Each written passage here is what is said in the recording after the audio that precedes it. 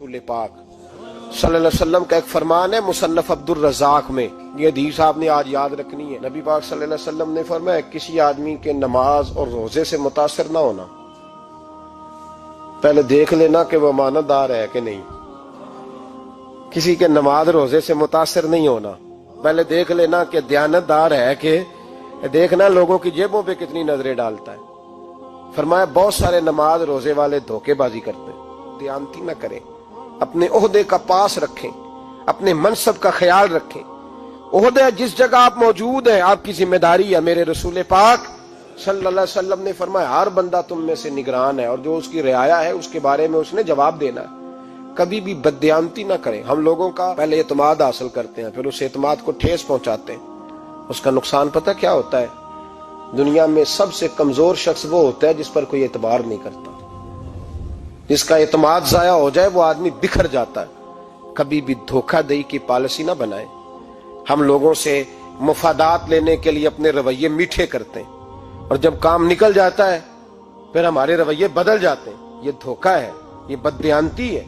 इसको अल्लाह रसूल ने पसंद नहीं किया। मेरे नबी पाक अलैहिस्सलाम ने फरमाया जिसमें तीन बातें पाई जाए वो तो मुनाफिक है। अगरचे उलमा कहते हैं यहाँ मुनाफिक इत्कादी मुराद नहीं, मुनाफिक अमली मुराद है, लेकिन हुजूर ने फरमाया मुनाफिक है।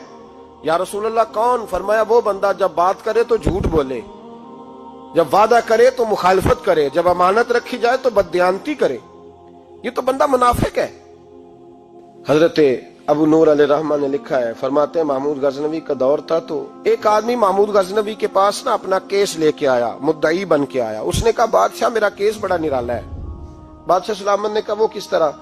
कहने लगा ये मेरे पास एक थैली है, मैं ना सफर पे जाने लगा तो ये थैली पूरी हीरों की भरी हुई। फलां इलाके के जो काजी साहब है ना, मैं जाती दफा मैं कहीं सफर पे जा रहा था तो मैं उनके पास छोड़ गया कि रास्ता लंबा है, कहीं कोई मुझसे छीन ना ले, हीरों की भरी हुई थी। कुछ दिनों के बाद मैं वापस आया हूं, काजी साहब ने मुझे थैली वापस की है तो इसमें हीरों की बजाय खोटे सिक्के निकले। अब मैंने काजी साहब से कहा है तो काजी साहब तो मेरे गिरेबान तक आते हैं, वो कहते हैं बता कहीं से फटी है, खुली है?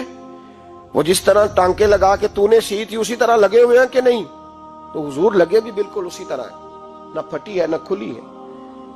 अब मैं लुट गया हूं, मेरी कुल उम्र की कमाई जाया हो गई, खोटे सिक्के कहां और हीरे कहां? तो मेहरबानी करें और आप की बारगाह में अल्लाह रसूल के नाम पर हलफ देता हूं कि मैं हूं बिल्कुल सच्चा। महमूद गजनवी कहने लगे तू जा, थैली छोड़ जा और जब मैं तुझे बुलाऊंगा फिर दोबारा आना। वो शख्स चला गया। महमूद गजनवी उठे, दरबार बर्खास्त किया, लोगों से कहने लगे चले जाओ, मैं 3 दिन के लिए सैर करने जा रहा हूं, 3 दिन के बाद लौटूंगा। अकेले जब रह गए ना महमूद दरबार में तो महबूब ने छुरी मंगाई।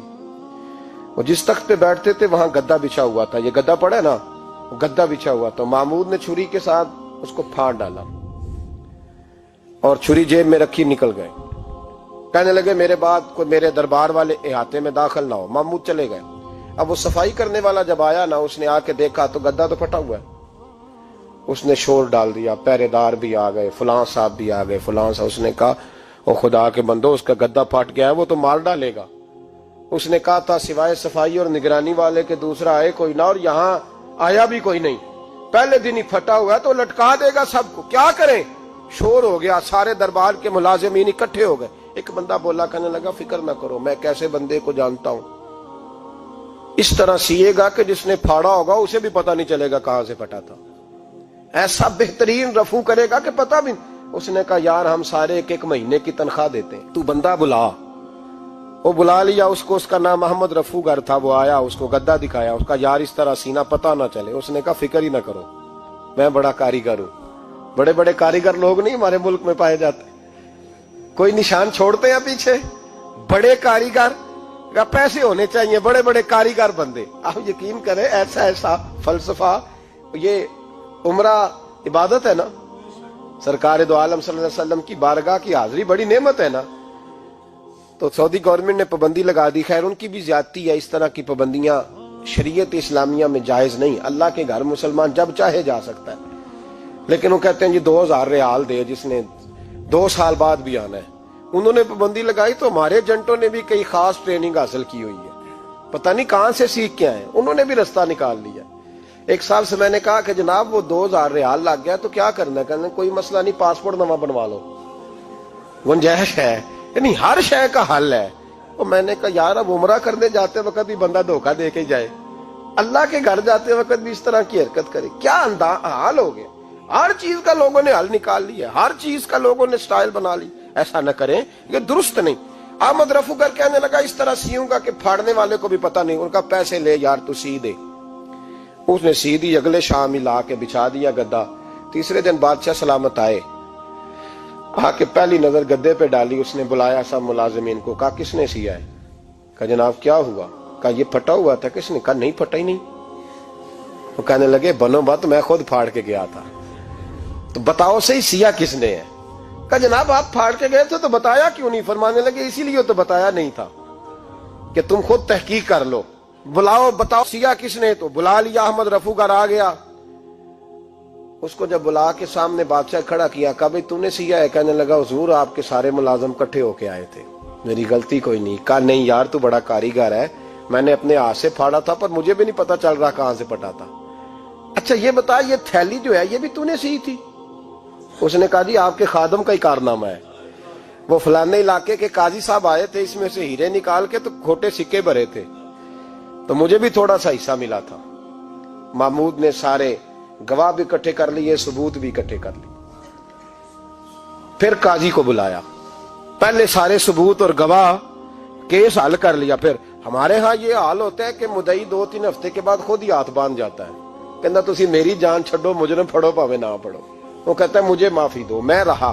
ظلم ہے نا، ظلم زیادتی ہے کہ جو بیچارہ اتنے سوال مجرم سے نہیں ہوتے جتنے مدعی سے ہوتے۔ اب یقین کریں اتنے سوالات ہوتے، بیچارہ ہف جاتا ہے۔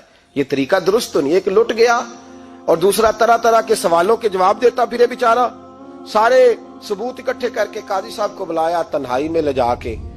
محمود غزنوی نے کہا قاضی صاحب آپ سے غلطی ہو گئی، غریب آدمی تھا، وہ لٹ گیا ہے، اس نے تو بڑی مشکل سے کچھ ہیرے جمع کیے تھے اور اس کی کل کائنات تھی، تو آپ اس کا مال اسے دے دیں، بات ختم۔ قاضی صاحب کہنے لگے آپ مجھ پہ الزام لگا رہے ہیں، سوال ہی نہیں پیدا ہوتا۔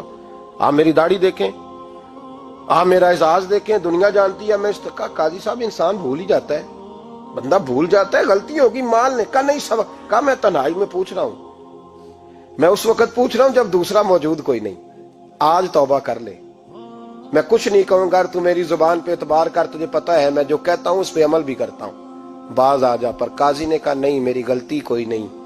محمود نے پھر بڑے دربار میں بلا لیا، مجمع عام میں۔ مہلت کے دنوں میں جو توبہ کر لے وہ بچ جاتے ہیں، لیکن لوگ رسوائیوں کے دنوں میں پھر واپس لوٹتے ہیں اگلا گھر دیکھ کے، پھر حالات اور طرح کے ہو چکے ہوتے ہیں۔ جب بڑے دربار میں قاضی کو بلایا، بھائی تو مانتا ہے کہ نہیں؟ اس نے کہا نہیں۔ تو کہا بلاؤ احمد رفو گر کو۔ جب وہ احمد رفو گر آیا تو بوڑھے قاضی کی ٹانگیں کانپنے لگی، جملے ٹوٹنے لگے، لفظ زمین پر گرنے لگے، بات صحیح نہیں ہوتی، زبان لڑکھڑانے لگی۔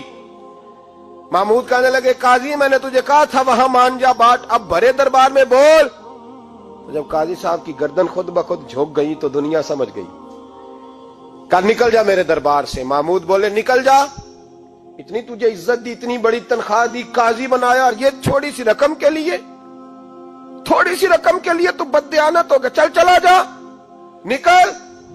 قاضی دربار سے نکلا تو لوگ لعنتیں برسانے لگے۔ کل جو دکانیں چھوڑ کے سلوٹ کرنے آتے تھے وہ کہنے لگے اس کی عمر دیکھو، اس کے کام دیکھو، دیکھو اس نے کیا کیا۔ گھر گیا، بچے جن کے لیے پاپ کمایا تھا، جنہاں لی تو پاپ کمائے ہن کتھے نہیں ہو تیرے گھر دے، وہ بچے کہنے لگے ابا جی ہم تو سکول مدرسہ جانے کے قابل نہیں رہے، امید تھی کہ بیوی ساتھ دے گی۔